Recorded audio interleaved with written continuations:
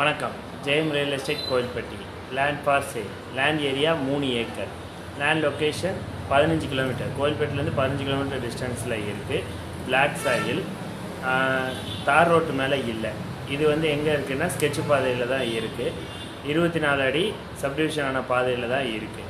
Acre 6 லட்ச ரூபா சொல்கிறாங்க, நெகோஷியபிள்.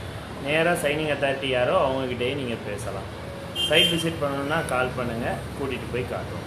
உங்களோட ப்ராப்பர்ட்டி சேல்ஸ் பண்ணணும் அப்படின்னாலும் கால் பண்ணுங்கள். இதே மாதிரி நிறைய ப்ராப்பர்ட்டிஸ் இருக்குது.